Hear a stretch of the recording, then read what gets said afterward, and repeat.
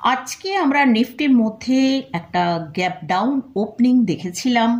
সেখান থেকে নিফটি কিন্তু ক্লোজিং টাইমে 24,406 ক্লোজ দিয়েছে। সেক্ষেত্রে ব্যাংক নিফটিতেও আমরা দেখেছি একটা গ্যাপ ডাউন ওপেনিং হয়েছিল 50,762 কাছে ওপেন হয়ে ক্লোজিং টাইমে ব্যাংক নিফটি ক্লোজ দিয়েছে 50,888 কাছে। তো নিফটি ব্যাংক নিফটি নিয়ে আলোচনা করব, এছাড়াও কয়েকটা স্টক নিয়ে আপনারা আমার ভিউ জানতে চেয়েছেন, সেই স্টকগুলো নিয়ে আলোচনা করব। তাহলে ভিডিওটা শুরু করা যাক। আমি নিরুপমা শেয়ার শেখো চ্যানেলের পক্ষ থেকে সকল বন্ধুদের স্বাগত জানাই। চ্যানেলটা যদি সাবস্ক্রাইব না করে থাকেন তাহলে অবশ্যই চ্যানেলটা সাবস্ক্রাইব করে নেবেন, আর পাশে থাকা বেল আইকনটা প্রেস করে রাখবেন। আমি ভিডিও আপলোড করার সাথে সাথে আপনাদের কাছে ভিডিওটা পৌঁছে যাবে। আজকে আমরা মার্কেটের মধ্যে যেটা দেখলাম, যে মার্কেট কিন্তু একটা রেঞ্জের মধ্যে ট্রেড করছে আমরা দেখতে পাচ্ছি। সেটা হচ্ছে নিচের দিকে 24,100 থেকে ওপরের দিকে 24,450, 475 এই রেঞ্জের মধ্যে কিন্তু ট্রেড করছে। তো আজকে নিফটিতে আমরা যেটা দেখলাম সেটা দেখলাম যে নিফটি একটা গ্যাপ ডাউন ওপেনিং দিয়েছিল 24,230 কাছে ওপেন হয়ে একটা ওপরের দিকে হাই দেখিয়েছে 24,426, কিন্তু সেখানে সাস্টেন করতে পারেনি। সেখান থেকে একটা ভালো সেলিং এসেছিল, বেশ অনেকটা নিচে এসেছিল সেকেন্ড হাফে, সেখান থেকে আবার একটা পুল ব্যাক হয়ে 24,406 ক্লোজ হয়েছে। নিফটি যতক্ষণ, আমি আপনাদের সাথে টেলিগ্রাম চ্যানেলে আজকে শেয়ার করেছিলাম যে যতক্ষণ না নিফটি 24,050কে ব্রেক করে নিচে আসছে ততক্ষণ কিন্তু আমরা নিফটির জন্য ফ্রেশ সেলিং দেখতে পাবো না। তাই আমাদের যে লেভেলটা নিফটির জন্য ওয়াচ করতে হবে সেটা হচ্ছে যখনই নিফটি 24,050কে ব্রেক করে নিচে আসবে তাহলে কিন্তু সেখানে একটা ভালো সেলিং আসার চান্স রয়েছে। এখন যেটা নিফটি কাজ করছে সেটা হচ্ছে একটা রেঞ্জের মধ্যে কাজ করছে, যেটা নিচের দিকে 24,100 আর ওপরের দিকে 24,070-75 এই রেঞ্জের মধ্যে ট্রেড করছে। আর ওপরের দিকে যদি নিফটিকে আমরা কখনো দেখি 24,645-এর ওপরে ট্রেড করছে তাহলে কিন্তু নিফটি আবার একটা বুলিশ মোডে আসতে পারে। এখন নিফটি একটা রেঞ্জের মধ্যেই ট্রেড করছে। এটা গেল নিফটি নিয়ে আলোচনা করলাম। এবার আলোচনা করছি ব্যাংক নিফটি। ব্যাংক নিফটিতে আমরা খুব বেশি কিন্তু রিকভার দেখতে পাইনি। ব্যাংক নিফটি ওপেনিং টাইমে 50,762 কাছে ওপেন হয়েছিল। ব্যাংক নিফটির যেটা ইম্পর্টেন্ট লেভেল 51,000কে ব্যাংক নিফটি ব্রেক করেই আজকে সারাদিন কিন্তু ট্রেড করেছে। ব্যাংক নিফটিতে লো যেটা আমরা দেখেছি 50,559। আমি আপনাদের সাথে টেলিগ্রাম চ্যানেলে উল্লেখ করেছিলাম যে ব্যাংক নিফটির জন্য যেটা স্ট্রং সাপোর্ট রয়েছে 50,200 কাছে একটা সাপোর্ট রয়েছে। তো মোটামুটি ব্যাংক নিফটি সেখানে সাপোর্ট নিয়ে ওপরের দিকেই ট্রেড করেছে। তো ব্যাংক নিফটিতে আমরা ক্লোজিং কিন্তু আজকে যে ওই লোয়ের কাছাকাছি মোটামুটি একটা ক্লোজিং পেয়েছি, সেটা হচ্ছে 50,888 কাছে ক্লোজিংটা পেয়েছি। ব্যাংক নিফটি খুব একটা বেশি রিকভার দেখাতে পারেনি। তো মোটামুটি এটা গেল নিফটি এবং ব্যাংক নিফটি নিয়ে আলোচনা করলাম। কয়েকটা স্টকে আপনারা আমার ভিউ জানতে চেয়েছেন, সেটা আপনাদের সাথে শেয়ার করব। ফার্স্ট যে স্টকটা নিয়ে আলোচনা করছি সেটা হচ্ছে আম্বার এন্টারপ্রাইজ। এই স্টকটার এখন কারেন্ট প্রাইস চলছে 4,384 টাকা। এটা কনজিউমার ডিউরেবল সেক্টরের মধ্যে বিলং করে। এরা এয়ার কন্ডিশনারের উপর ভালো কাজ করে। এই স্টকের মার্কেট ক্যাপিটালাইজেশন হচ্ছে 14,771 করোড়। স্টকটা কিন্তু একটা ভালো বুলিশ মোডেই রয়েছে। স্টকের কারেন্ট পি চলছে 110 টাকা, একটু হাইতে ট্রেড করছে। আর স্টকের আরওসি হচ্ছে 10.2%, আরওই হচ্ছে 6.74%।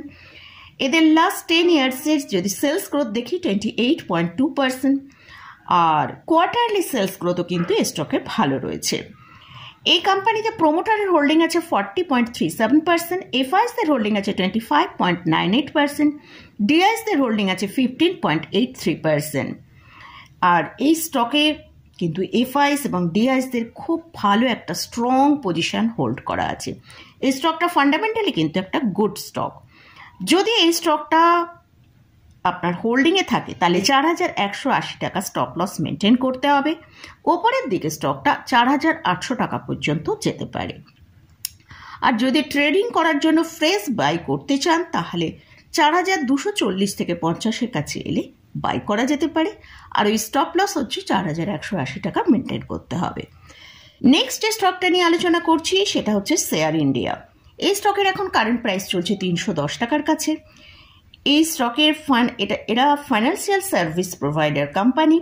এরা বিভিন্ন প্রোডাক্ট যেমন ইকুইটি ব্রোকারিং, কারেন্সি, কমোডিটি ডেরিভেটিভের ওপর এরা সার্ভিস প্রোভাইড করে। এছাড়াও মিউচুয়াল ফান্ডের অ্যাডভাইজারি এবং ডিস্ট্রিবিউটরশিপের কাজ করে। এই স্টকের মার্কেট ক্যাপিটালাইজেশন 6,304 করোড়। এটা একটা স্মল ক্যাপ ক্যাটাগরিতে বিলং করে। এই স্টকের কারেন্ট পি হচ্ছে 14.8, আরওসি হচ্ছে 38.3%, আরওই হচ্ছে 31%। লাস্ট 5 ইয়ার্সের প্রফিট গ্রোথ হচ্ছে 76.9% CAGR। এই স্টকের প্রোমোটারের হোল্ডিং আছে 51%। এফআইএসদের এবং ডিআইএসদের কিন্তু সেরকমভাবে বিশেষ কিছু হোল্ডিং নেই। পাবলিকের কাছে একটা হোল্ডিং রয়েছে যেটা হচ্ছে 46.50%। এই স্টকটা যেহেতু স্মল ক্যাপ ক্যাটাগরিতে বিলং করে, এই স্টকের মধ্যে রিসেন্ট আমরা একটা সেলিং দেখেছি এবং সেখানে কিন্তু ভালো একটা সেলিং এসছে।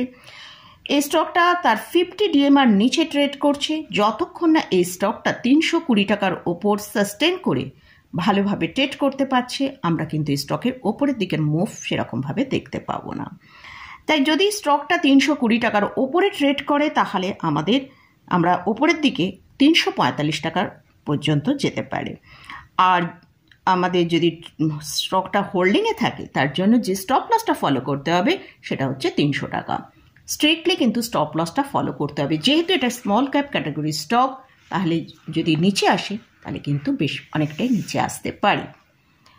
নেক্সট যে স্টকটা নিয়ে আলোচনা করছি সেটা হচ্ছে টিউব ইনভেস্টমেন্ট ইন্ডিয়া লিমিটেড। স্টকের কারেন্ট প্রাইস চলছে 4,030 টাকা। এটা একটা ম্যানুফ্যাকচারিং কোম্পানি। এরা বিভিন্ন ইন্ডাস্ট্রির ওপর কাজ করে, যেমন railway, construction, mining, agriculture, automotive, বিভিন্ন সেক্টরের উপর কাজ করে। এটা একটা লার্জ ক্যাপ ক্যাটাগরি স্টক। এদের market capitalisation 77,914 crore. Current P চলছে 65, আরওসি হচ্ছে 26.3%, আরওই হচ্ছে 20.5%। লাস্ট 5 ইয়ার্সের প্রফিট গ্রোথ যদি দেখি সেটা 38.3% CAGR। এই স্টকে প্রোমোটারের হোল্ডিং আছে 45%, এফআইএসদের হোল্ডিং আছে 27.40%, ডিআইএসদের হোল্ডিং আছে 15.49%। এই স্টকেও কিন্তু ফান্ডামেন্টালি এটা গুড স্টক এবং এই স্টকেও কিন্তু এফআইএস এবং ডিআইএসদের কিন্তু ভালো হোল্ডিং রয়েছে। স্টকটা এখন বর্তমানে 50 ডিএমআর নিচে ট্রেড করছে, তাই কিন্তু এই স্টকে ভালো সেলিং আসার একটা চান্স রয়েছে। যদি এই স্টকটা আপনার হোল্ডিংয়ে থাকে তাহলে অবশ্যই 3,900 টাকার একটা স্টপ লস মেনটেন করে হোল্ড করা যেতে পারে। যেহেতু স্টকটা 50 ডিএমআর নিচে ট্রেড করছে, কিন্তু একটা ভালো সেলিং আসার চান্স রয়েছে। আর নিচের দিকে মোটামুটি 3,750 পর্যন্ত নিচের দিকে আসতে পারে। তো মোটামুটি এই স্টকগুলো নিয়ে আলোচনা করলাম। এই স্টকগুলো আপনারা আমার ভিউ জানতে চেয়েছেন, সেটাই আমি আপনাদের সাথে শেয়ার করলাম। আর এই স্টকে বা ইন্ডেক্সে আমি কিন্তু কোথাও বাই রেকমেন্ডেশন করছি না। আপনারা যদি ইন্ডেক্স বা এইসব স্টকের কোথাও বাই করতে চান, অবশ্যই ভালো করে চার্ট অ্যানালিসিস করে নিয়ে তবেই বাই করবেন। তো মোটামুটি আজকের মতন ভিডিওটা এখানেই শেষ করছি। ভিডিওটা যদি ভালো লাগে অবশ্যই লাইক করবেন, শেয়ার করবেন, সাবস্ক্রাইব করবেন। ধন্যবাদ।